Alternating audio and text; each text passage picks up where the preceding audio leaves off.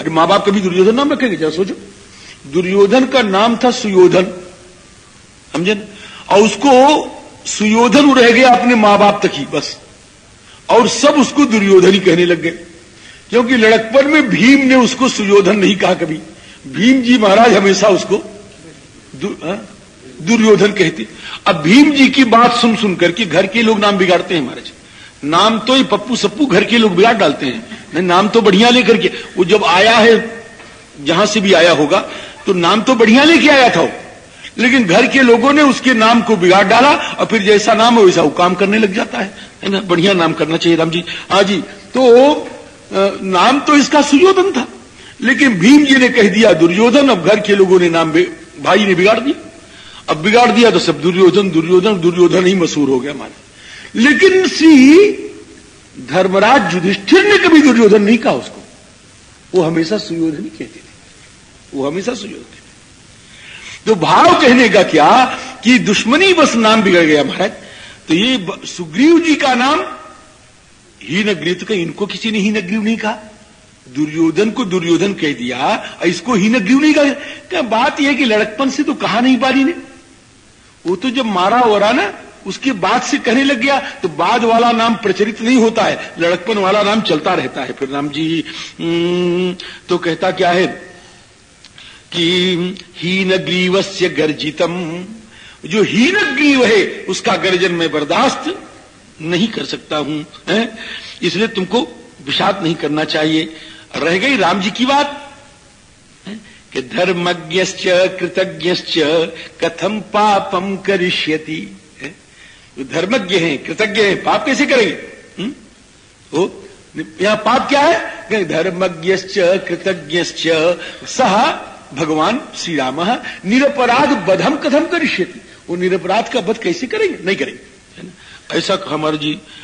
तो तारा रोने लग गई, तो क्या घबरा मत, मैं सुग्रीव को मारूंगा नहीं, ऐसा भी कह के चला। मैं सुग्रीव को मारूंगा, खाली उसका घमंड चकनाचूर करूंगा। दर्पम चास्य विनेश्यामी न च प्राणैर वियोक्ष्यते, उसका प्राण नहीं लूंगा। महाराज जी एक कविता है मेरे मन में आ रही है, कहो तो कह दे, नहीं चले आगे, है ना, कह दे। राम जी जब कहा उसने, रोका तारा ने, तो कविता है, बड़ी बढ़िया कविता है, कहे तो लेकिन याद नहीं आ रही। राम जी मैं हूं बाली, ये पूज्य पाद श्री पंडित राम गुलाम जी द्विवेदी महाराज की कविता है। रामचरित मानस के आदि विद्वान समझ लीजिए आप, उन्हीं के द्वारा सब चला है ना। हनुमान जी महाराज ने उनको पढ़ाया, पहले लुप्त हो गई थी। तो मैं हूं बाली सप्तबान राली पति, कह रहा है कैसे कै सुकंठ प्रतिदीनता दिखाऊं री, राम को है भेद नाही एक रस विश्व माही, बेट के किए ते 10 शीश गहिलाऊं री। राम जी कोई स्वार्थ से उससे मित्रता नहीं किए, अभी मैं बताऊंगा वाल्मीकि जी भी, स्वार्थ से मित्रता नहीं किए। अगर स्वार्थ से मित्रता करनी होती श्री रघुनंदन को मेरे पास आते, उनसे क्या परिचित है। भेंट के किए ते 10 शीश गहिलाऊं री, कौन हीन ग्रीव के मिले ते लाभ लेस उन्हें, बदत गुलाम सब बात समझाऊं री। बारी कह रहा है कि कौन हीन ग्रीव के मिले थे लाभ लेस उन्हें, बदत गुलाम सब बात समझाऊं री। फिर मार ही दे तो कि जो पे मही मारी है खरारी, होए के गुहार वाकी, त्यागी प्लवंगेश पद अमरेश पद पाऊरी। त्यागी प्लवंगेश पद, प्लवंगेश पद बोले बानरेश, त्यागी प्लवंगेश पद अमरेश पद पाऊरी, इसलिए जा रहा हूं। तो राम जी अब महाराज लड़े सब, अब आए और लड़ाई हुई महाराज। पहले तो वृक्षों से हुई, फिर डालियों से हुई, वृक्षों से हुई। कैसे वृक्ष महाराज जी? जिनमें डालियां लगी हुई थी महाराज, डालियां खरवोट ले एकदम, है ना। वृक्षई शाखई शिखरई, अब हमको समय नहीं ज्यादा कहने का, बहुत तरह से युद्ध हुआ महाराज जी। पुनि नाना विधि भई लड़ाई, अब बिटप ओट देख ही रख। अब नाना विध सोचना हो तो यहां से अब पढ़ लेना बाद में। राम जी इसके बाद ठाकुर जी ने क्या किया कि जब देखा कि अब सुग्रीव हार रहे हैं तो ततो धनुषि संधाय सरम आशी विशोपम, सर्प के तरह जो ठाकुर का बाण था उसको धनुष पर रखा और फेंक दिया महाराज उसको उठा करके। बेगे नाभि हतो बाली निपपात मही तले, आकर की जमीन पर धड़ाम से गिर पड़ा। भूमौ निपतितस्यापि, महर्षि वाल्मीकि कह रहे हैं कि पृथ्वी पर गिर पड़ा है लेकिन उसके शरीर की शोभा नष्ट नहीं हो रही है, उसके शरीर की शोभा नष्ट नहीं हो रही है, उसका प्राण भी नहीं जा रहा है, जी रहा है, उसका तेज भी दिखाई पड़ रहा है और अभी भी उसका मालूम पड़ता है पराक्रमी भी है।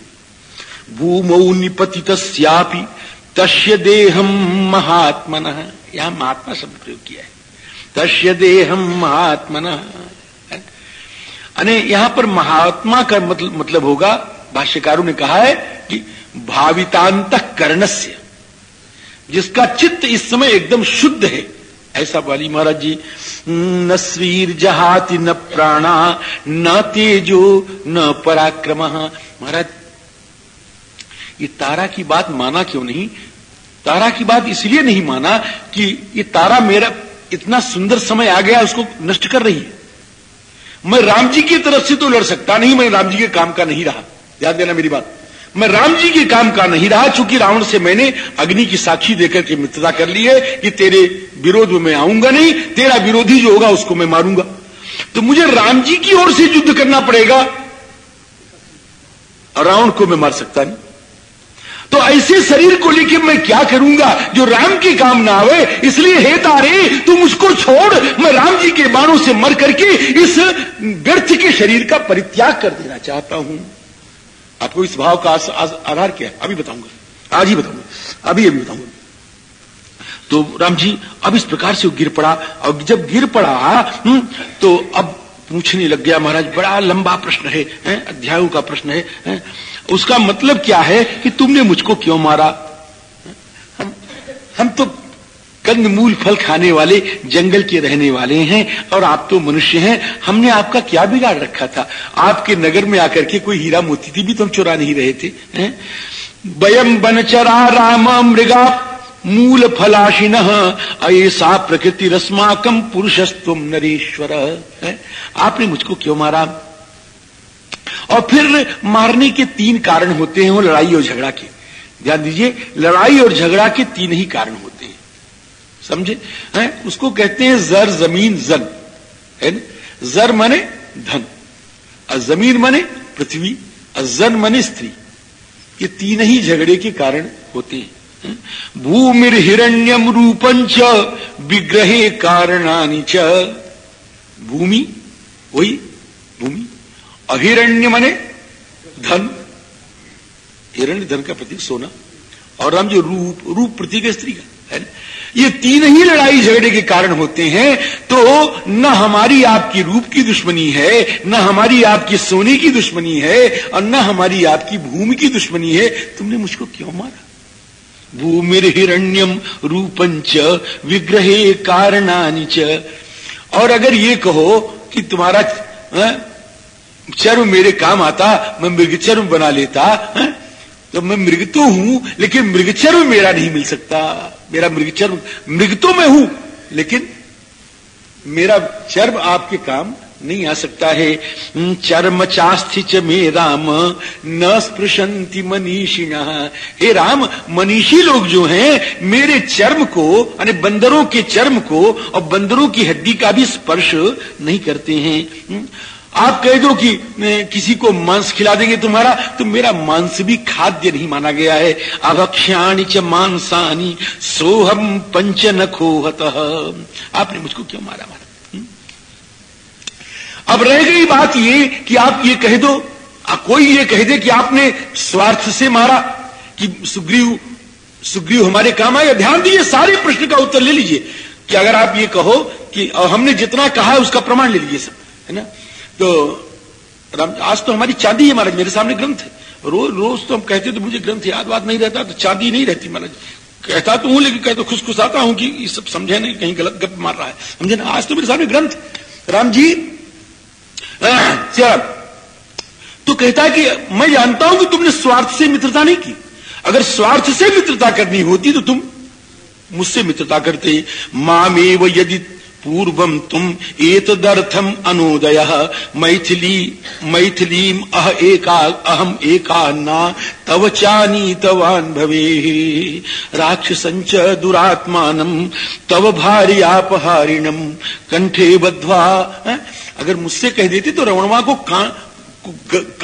कंठ में उसके रस्सी लगा के और पशु की तरह खींचता हुआ ला करके आपके सामने हाजिर कर देता।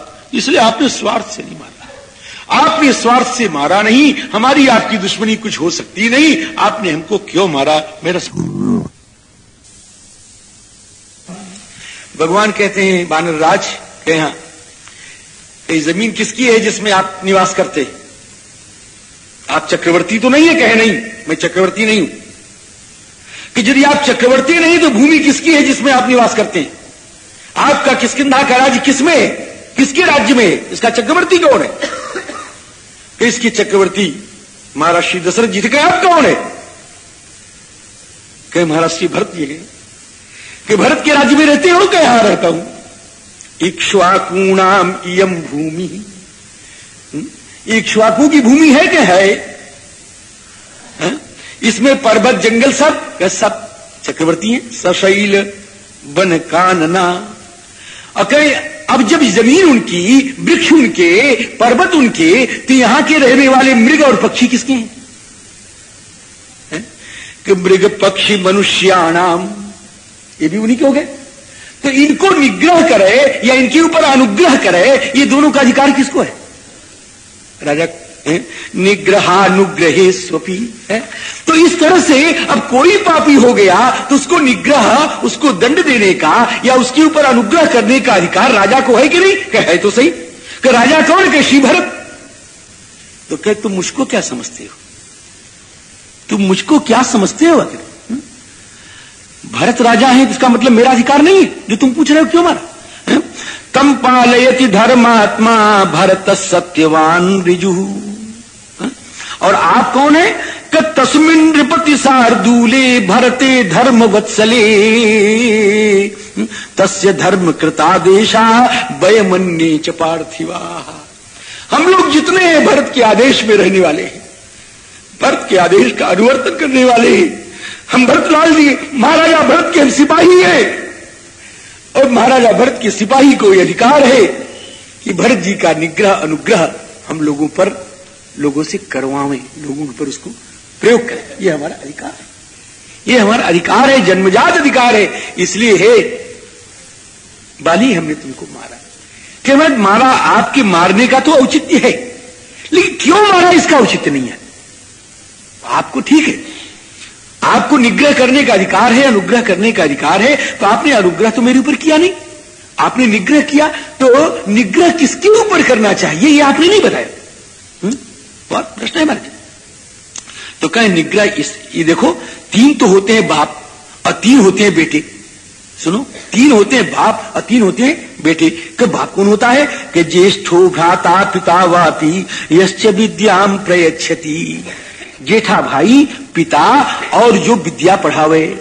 विद्या पढ़ा माने एबीसीडी वाली विद्या नहीं महाराज, ये धर्मशास्त्र की विद्या जो पढ़ावे। ज्येष्ठो भ्राता पिता वापी यश्च विद्याम प्रयच्छति। जेठा भाई और पिता या जो विद्या पढ़ाने वाला है, पारमार्थी की विद्या, भगवत प्राप्त कराने वाली विद्या, ऐसी जो विद्या पढ़ाता है। त्रयस्ते पितरः, ये 3 जो हैं पिता हैं। और 3 है पुत्र। वो कौन है? कि यवीयान आत्मनः पुत्रः शिष्यः, छोटा भाई और अपना बेटा और अपना शिष्य, ये 3 हो गए पुत्र। तो अब ये पिता की जो स्त्रियां होंगी वो क्या होंगी महाराज? वो माताएं होंगी। और जो 3 पुत्र जो बताया मैंने, उनकी स्त्रियां क्या होंगी? हैं? बेटियां होंगी। बेटियां होंगी, कह होंगी, होंगी तो सही। तो कि तेरा छोटा भाई सुग्रीव, उसकी स्त्री तेरी बेटी हुई कि नहीं हुई? कहा हुई। तो हुई तो तूने किया ऐसा वैसा व्यवहार किया? कि अगर ऐसा व्यवहार नहीं किया तू सर्वथा निग्रह का अधिकारी है, तू अनुग्रह का पात्र नहीं है। इसलिए भरतराज के आदेश से हम लोग उनके आदेश से यहां पर निग्रह अनुग्रह का कार्य करते हुए घूम रहे हैं और उसी धार्मिक राजा के राज्य में ये अन्याय हम नहीं देख सके, ये पापाचार हम नहीं देख सके, इसलिए हमने तुमको मारा है, इसलिए तुमको मारा। एक नहीं मारा, अनेक कारण है, मैं कहता रहूंगा तो घंटों 1.5 घंटे ही लग जाएंगे, है ना। तो महाराज जी और कहते हैं और भी कारण सुनो, और भी कारण सुनो, ऐसा श्री राम जी कह रहे हैं। ऐसे कहते हैं कि श्रेणुचाप्य परम भूयः कारणम हरिपुंग। और सुनो और सुनो, अब क्या क्या कहा अंत में बाली जी कहते क्या है कि हे प्रभु हम तो सब जानते हैं कि हम ऐसे हैं, हमने तो खाली एक अपनी बढ़ाव करने के लिए, आपसे कुछ कहने के लिए, अपनी बुद्धि का गर्व दिखाने के लिए हमने आपसे पूछा था। वास्तव में सारे दोष मुझ में है। यत्त्वमात्थ नरश्रेष्ठ तत्तथैव न संशयः, यत्त्वमात्थ नरश्रेष्ठ तत्तथैव, जो तुम कह रहे हो वो उसी प्रकार बिल्कुल ठीक है, ये सब मुझ में है और सब मैं जानता हूं। इसलिए आपके मारने में अनौचित्य है ही नहीं, अनौचित्य नहीं है, सर्वथा उचित है, सर्वथा उचित है। और हे स्वामी, अब आपको हृदय की बात बता दें कि हाँ बता दो कि हम तो मरने के लिए ही आए थे। क्या कहता बलि के बिल्कुल ठीक कह रहा हूं स्वामी, मैंने जाना था कि ये बेकार का शरीर, व्यर्थ का शरीर जो श्री राम के काम में आ न सके, वो रखने के योग्य नहीं है, इसलिए आपके पवित्र बाणों से मर करके मैं सद्गति प्राप्त करने के लिए ही आया हूं।